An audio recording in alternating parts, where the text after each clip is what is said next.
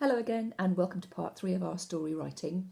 In case you have forgotten or you haven't joined us for the first two, we started off in part 1 with a picture of a bluebell wood, and we did some writing about the setting of our story.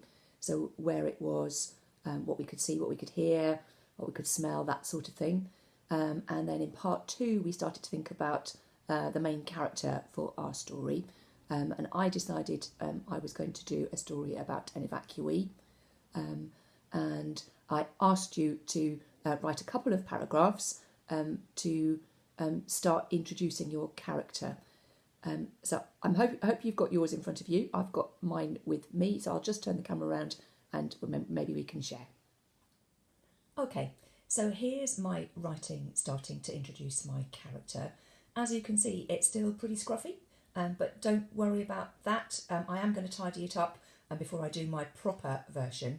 But if yours is scruffy as well, don't worry. It's okay at the moment to have some crossings out, to have even some stars and some arrows. It shows that you've been doing some editing. I'll read you what I've got. Here we go. So, this is it. It's finally arrived. No more bombs, no more killing, no more blackouts. The whole country is celebrating. So why do I feel so empty? I can see my brown leather suitcase in the corner of my bedroom, a bit more battered than it was when I left London 3 years ago, sturdy and still with my evacuation tag attached to the handle. It is now packed with all my belongings, ready to take me back to my old life, away from the countryside, away from fresh eggs for breakfast, away from Mrs. Mackenzie, and most of all, away from Jack. So I'm hoping that in those 2 paragraphs you've got a bit of an idea about what my character is like. You'll notice I haven't said my character's got blonde hair or how old they are, but I have told you a bit about how they're feeling empty, and that hopefully is making you think, well, why are they feeling empty? It sounds like it's the end of the war because there's no more bombs, no more killing, it gives you a bit of a clue about some of the other people in this character's life.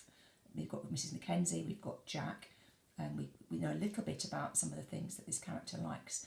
I haven't decided yet, actually, whether my character is a boy or a girl. I'm still thinking about that. And the next part of our task is to think about what's now going to happen to the character, how they're going to get into the woods, and what the story is going to be. Before we move on though, please do read your paragraph out to somebody if you can, or your paragraphs, and just see whether it makes sense or whether you want to make any changes. As you can see, I have been doing a bit of editing already. So for example, when I wrote, I can see my suitcase, there we go, that was my first go.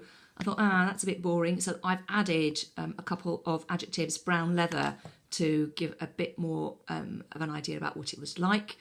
I'm going to make a bit of an edit now, actually, because I quite like my power of 3, no more bombs, no more killing, no more blackouts.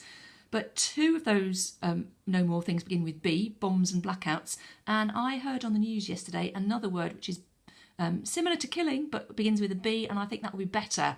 So I'm going to swap killing for bloodshed. No more bombs, no more bloodshed, no more blackouts. And it's fine to edit as you are going along. Brilliant. Okay, so once you've edited, the next thing to do, I reckon, is to sort out a plot. And I am going to try, I told you yesterday, I'm not very good at drawing, but I'm going to have a go. It will be stickmen, I warn you. About doing a bit of a storyboard for my story.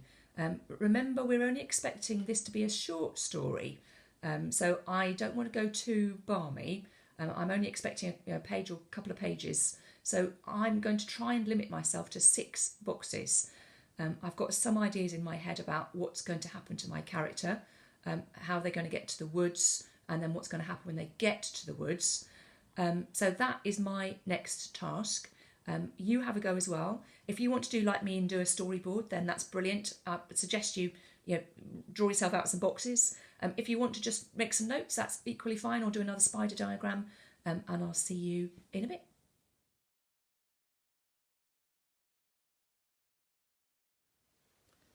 Okay, welcome back. Hope you've got a plot sorted. If you haven't, then go back and have a little rewind and see if you can get something down on paper. Otherwise, stay with me and I'll show you what I've got in terms of plot. Okay, here we go. Here is my storyboard. Told you it would be Stickmen. I'll take you through it scene by scene. First scene, hopefully you'll recognise this is the one I've kind of already written. There am I lying in my bed, there's my suitcase. And the only extra bit is the sun, which is streaming through my stripy. I've decided I'm going to have stripy curtains and it's cooling me outside. I felt I needed a link to get me outside into the Bluebell Wood. The Bluebell Wood is my third scene, come back to that in a moment. So I've got a second scene in between where I'm coming down the stairs and I'm walking past into the kitchen. There's a teapot and a cake. That kind of stripy thing on top of that table is supposed to be a cake tin, and it's reminding me that my mum is coming to pick me up today to take me back to London, and I am thinking about escaping. I particularly want to go out and see Jack. So I'll move on to scene 3, and that's me sitting down in the Bluebell Wood by the side of the tree, noticing that yellow star, and I think I'm going to be collecting some wild garlic for the person who's been looking after me, Mrs. Mackenzie, who I like, so she can make some scones. I hear a noise and I don't really want to see anybody else unless it's Jack, so I am moving away. I'm then moving to the picture I showed you while you were writing your plot, which is actually a cricket pavilion near where I live, but I thought it would be a good place to meet a friend. And I'm expecting that to be where I would normally meet Jack. So I'm going across to behind that pavilion to hope I'm going to see him. But when I get there, there isn't anybody else there. So I sit down feeling really sorry for myself. And I'm never going to see him again. I'm really upset. My wild garlic is limp in my hand. It's all wilted. So I'm feeling really sorry for myself. And then all of a sudden I hear an owl hoot, which it seems a bit strange because it's the middle of the day. And then I suddenly realise that is something that Jack can do, make an owl noise.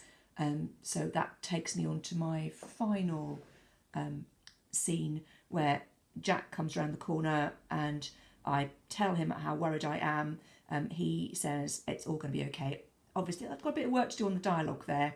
And they go back together. I've got to think of a proper ending. I'm not going to do that right now. I've got a few things in my head, but I want to keep some surprises and I might change my mind anyway. So that's my storyboard. So that's the planning done. Now the exciting bit, we need to get on with the writing.